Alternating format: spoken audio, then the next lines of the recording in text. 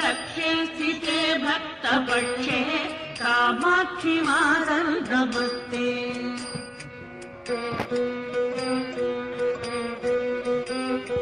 कामालिकान्ते कुमारी कालकालस्य भर्तुकरे दत्तहस्ते कामाय कामप्रदात्री कामकोटिश्च पूज्ये गिरम् देहि मह्यम् कामाक्षि मातम् नमस्ते।